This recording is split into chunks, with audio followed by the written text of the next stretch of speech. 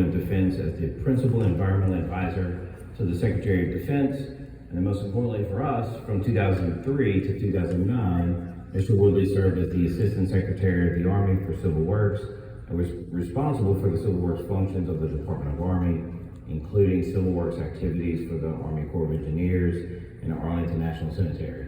With no coincidence that during that time, probably the most important rule for our industry was adopted, and I think if you go to the very last page, your signature may be there, I believe, it's probably still there. And Mr. Woodley has also implemented major business process reforms at the Corps of Engineers, starting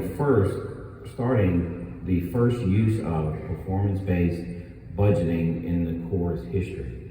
Certainly from our industry standpoint, this idea of performance-based contracting is something we think a lot about, but flipping it on its head and talking about it from a budgeting and process standpoint within the Corps is obviously something we'd love to hear more about. And I think with that, I'll just stop because again, wonderful bio, long history, but I think it's important as we think both through what Mike's been able to do at the state level, what we see Scott doing and FIPSI and the reforms there, to have Mr. Woodley's perspective on really what has happened over the last 15 years. Where do you see streamlining and how do you see that moving forward? Not in the buzzwords of regulatory reform from one political party to another, but really in a practical sense at the agency level. Where are we going in the streamlining sense? So I'll turn it over to you. Thank you. Thank you, Michael. I appreciate it very much, although that introduction always makes me sound like one of these guys that can't keep a job. I want to start and open my presentation with a bit of a disclaimer. I am currently serving, much to their dismay, as the chairman of the board of the National Environmental Banking Association. And I want to say that that association, I'm not speaking for that association or for its board, I'm speaking only for myself, and you'll see why I say that by the time I finish these remarks. I also want to open with a word of congratulations to my friend Mike Rolban. Earlier today, I had the privilege of presenting Michael with the inaugural 2023 NEBA Award for Excellence in Mitigation Banking. At the same time, we presented the inaugural 2023 Award for Excellence in Public Service to Brandon Gaspard, regulator at the New Orleans District Corps of Engineers. And we're very, very proud of those awardees and want to give them every congratulations.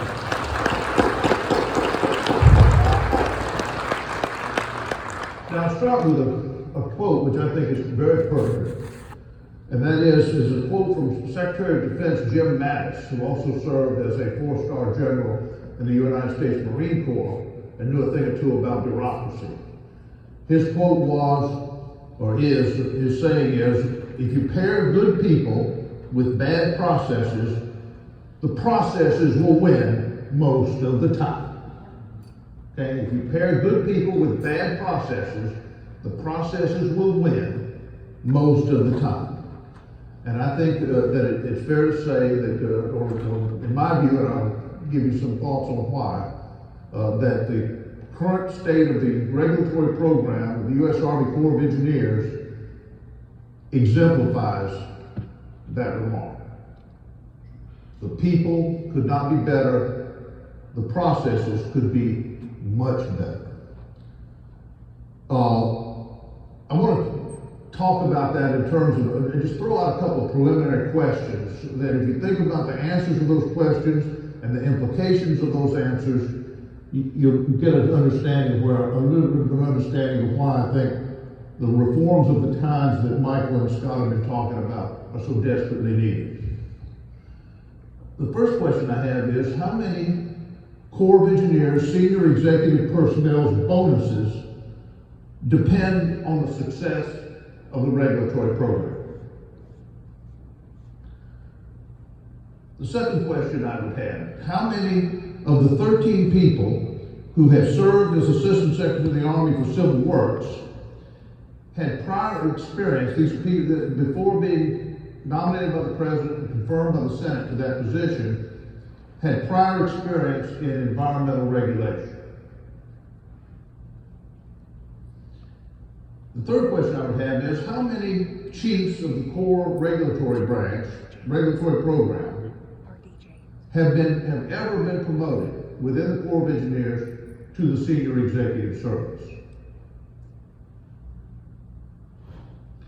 And finally, or not finally, but how many of the core districts, of the 34 civil works districts in the Corps of Engineers in the continental United States, meet, and Alaska and Hawaii, meet the established performance metrics for wetlands permitting?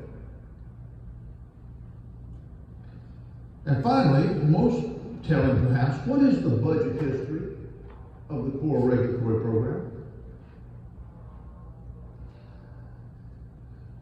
So if you ponder those answers to those questions, and I think that a lot of people in the room who know the answer to one or more, if not all of those questions, I want to ask the question then about what are the characteristics, or that defines what are some of the leading characteristics of a successful government program. Leadership focus, a clear mission understood by everyone responsible for it, incentives aligned with mission success, and finally, but not by any means the least, authority, the authority of the public officials commensurate with their responsibility. And I suggest that the Corps of Engineers regulatory program fails every single one of those criteria. And that as a result, and this is the answer to one of my little questions, every Corps district consistently fails to meet performance objectives for wetlands permitting.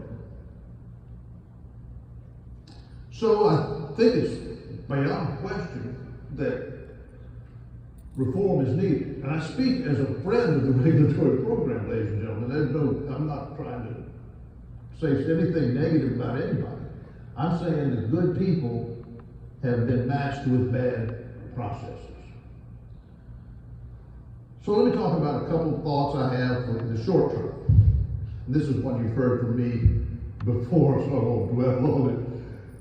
Everyone in the regulatory program needs to be trained in project management principles, just as their colleagues in the next cubicle over who deal with construction and operation and maintenance are trained in project management principles. I would require, and this is something that is important to me and important to the mitigation program in particular, focused on the mitigation program. I would require all regulatory personnel to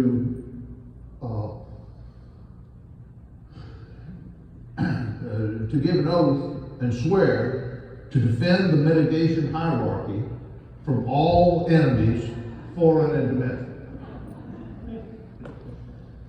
I would increase the authority of headquarters staff within the regulatory program until their authority within the program is commensurate with their responsibility within the program, which it is not today. And finally, perhaps the most important, and if you listen carefully to Mike and Scott, a lot of what they are talking about doing does exactly this, and that is align the incentives within the program and the incentives for the people within the program, align those incentives with performance metrics.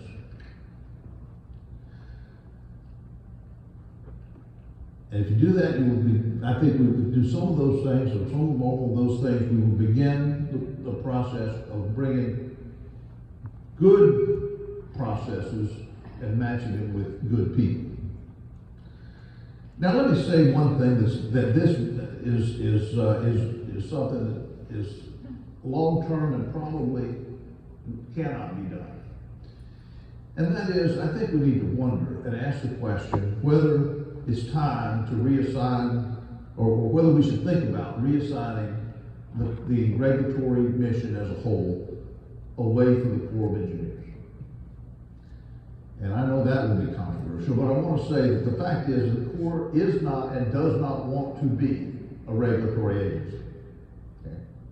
Corps of Engineers is an engineering agency that has been given without asking, has been given regulatory responsibilities, and it's very uncomfortable with it. And frankly, I think as a democracy, we should be fairly uncomfortable with any aspect of the national defense structure being given regulatory authority over civilian personnel. And the Corps does it very well.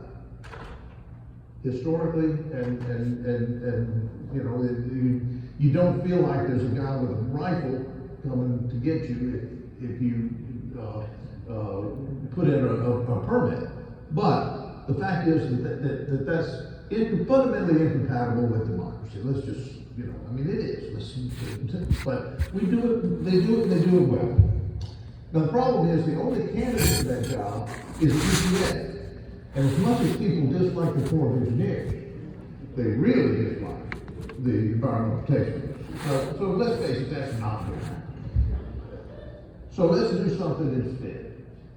Let's persuade the Corps of Engineers to take the regulatory program seriously, to give it budget priority, to give it SES leadership, to give it command emphasis, and to act like they want to be matching these good people with good processes. Thank you.